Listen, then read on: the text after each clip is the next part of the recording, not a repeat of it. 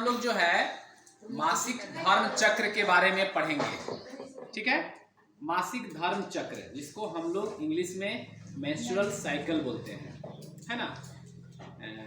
बहुत ज़्यादा कॉम्प्लिकेटेड है ये प्रक्रिया, जो है बहुत ज़्यादा कॉम्प्लिकेटेड है, लेकिन हम लोग इसको एकदम बिल्कुल सिंपल से सिंपल फॉर्म में समझेंगे। और ये जो मेंस्ट्रुअल साइकिल है, मासिक धर्म चक्र है, इसमें कौन कौन से हार्मोन किस तरह से काम करते हैं उस पर भी चर्चा करेंगे। मासिक धर्म चक्र जो है महिलाओं में हर महीने होने वाला एक जैविक प्रोसेस है, बायोलॉजिकल प्रोसेस है ना। इस प्रोसेस के माध्यम से या ये प्रोसेस ये बताता है कि कोई महिला जो है वो प्रेगनेंसी के लिए रेडी है, उसका यूट्रस प्रेगनेंसी के लिए तैयार है, यानी कि गर्भ धारण कर सकती है ना। या फिर मेंस्ट्रुअल साइकिल ये भी बताता है कि कोई महिला है उसका जो रिप्रोडक्टिव ऑर्गन है, मैडम जी क्यों बात कर रहे हैं, थोड़ा सा सुनिए। तो जो थी है उसका जो रिप्रोडक्टिव ऑर्गन है वो रेडी है। रिप्रोडक्टिव ऑर्गन मतलब उसका यूट्रस, उसका ओवरी, है ना, सारा चीज क्या है, रेडी है एक प्रेगनेंसी कंसीव के लिए या प्रेगनेंसी के लिए, है ना। ठीक है, अगर किसी फीमेल को मासिक चक्र शुरू हो गया है, मेंस्ट्रुअल साइकिल शुरू हो गया है, मतलब कि वो एक प्रेगनेंसी के लिए रेडी है, उस केस में प्रेगनेंसी हो सकता है। क्लियर कट बात। अब जो ये मेंस्ट्रुअल साइकिल है इसको हम लोग 4 भाग में डिवाइड किए हैं और हम लोग इस 4 भाग में मेंस्ट्रुअल साइकिल को पढ़ेंगे। पहला जो हो गया वो हो गया मेंस्ट्रुअल फेज। जो 4 भाग हम लोग मेंस्ट्रुअल साइकिल का पढ़ेंगे उसमें पहला भाग क्या है, मेंस्ट्रुअल फेज। यह फेज जो है अमूमन 3 से लेके 7 दिन तक चलता है। अगर हमारा 28 दिन का मेंस्ट्रुअल साइकिल है तो 3 दिन से, यानी कि 1 2 3 मिनिमम 3 दिन होना चाहिए और मैक्सिमम 7 दिन होना चाहिए। 3 से लेके 7 दिन का जो फेज होता है उसको बोलते हैं मेंस्ट्रुअल फेज।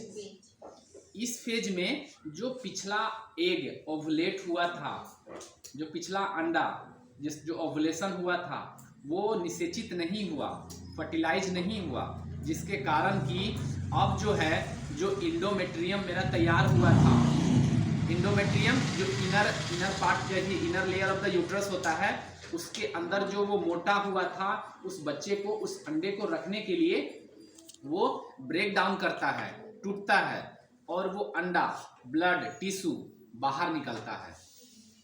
बात समझ गए।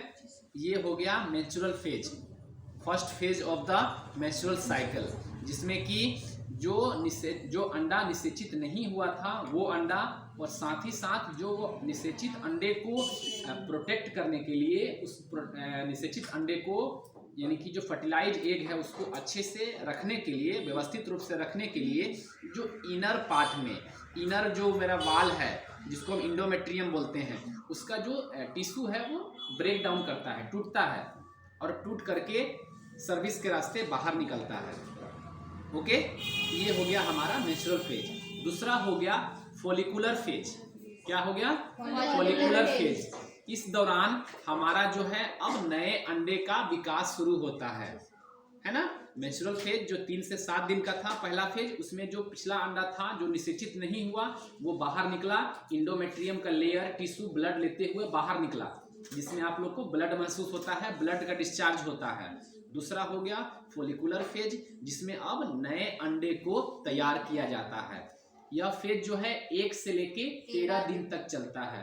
ठीक है, इसमें क्या होता है, हमारे ब्रेन से यानी कि पिट्यूटरी ग्लैंड जो ब्रेन में है वो क्या करता है, फॉलिकुलर स्टिमुलेटिंग हार्मोन को रिलीज करता है, FSH, है ना। हमारा ब्रेन FSH को रिलीज करता है जो जाके ओवरी में, और ओवरी में भी जो फॉलिकल्स हैं उनके अंदर एग को, और एग के जो अंडाशय से, अंडाशय के अंदर जो अंडाणु है उसके विकास को उत्तेजित करता है, स्टिमुलेट करता है कि जल्दी जल्दी इस अंडे को तैयार किया जाए। ओके, ये हो गया हमारा फॉलिकुलर फेज। तीसरा फेज हो गया ओवुलेशन फेज। क्या, ओवुलेशन फेज, यानी कि 14वां दिन, जबकि वो अंडा ओवरी से रिलीज होगा, ओवरी से बाहर आएगा, by the help of luteinising hormone LH, luteinising hormone के मदद से वो अंडा जो है ओवरी से रिलीज होगा, बाहर होगा, यानी कि मिलन के लिए जाएगा, वो अंडा मिलन के लिए जाएगा। ये हो गया ओवुलेशन फेज, ठीक है। इस दौरान क्या होता है कि एस्ट्रोजन हार्मोन का लेवल बढ़ता है, बात समझ गए। एस्ट्रोजन हार्मोन का लेवल बढ़ता है ओवुलेशन में, ल्यूटेनाइजिंग हार्मोन का लेवल बढ़ता है, ठीक है। अब आते हैं हम लोग ल्यूटियल फेज। ल्यूटियल फेज जो है वो हमारा 15 से लेके 28 दिन तक होता है। ल्यूटियल फेज जो है आपको 15 से लेके 28 दिन का होता है। इस दौरान दो चीजें होती हैं, या तो अगर वो अंडा निषेचित हो जाएगा, यानी कि फर्टिलाइज हो जाएगा, स्पर्म से मिल लेगा, तो एस्ट्रोजन और प्रोजेस्टेरोन का लेवल बढ़ेगा। क्या होगा? बढ़ेगा, क्योंकि एस्ट्रोजन हार्मोन फीमेल के अंदर फीमेल गुण को बढ़ाएगा, है ना, उस फीमेल को एक कंप्लीट औरत बनाएगा, है ना, बच्चे के लिए तैयार करेगा। और प्रोजेस्टेरोन हार्मोन वो फर्टिलाइज एग को सपोर्ट करने के लिए इंडोमेट्रियम के वाल को मजबूत करेगा, मोटा करेगा, है ना, हमारे यूट्रस को मजबूत बनाएगा कि अब उसमें बच्चा रहे, उसको पोषण देगा। और यही दो हार्मोन हमारे प्रेगनेंसी को मेंटेन करेगा। फर्टिलाइजेशन तो हो गया, एग और स्पर्म से मिल गया, फर्टिलाइजेशन हो गया, लेकिन ये जो फर्टिलाइजेशन है, ये जो निषेचित अंडा है अब नहीं फूटे या नहीं खराब हो, ये सबसे ज्यादा रोल है एस्ट्रोजन और प्रोजेस्टेरोन हार्मोन का, ठीक। अगर बाय द वे फर्टिलाइजेशन नहीं होता है, निषेचन नहीं होता है, एग से स्पर्म नहीं मिलता है, तो वहां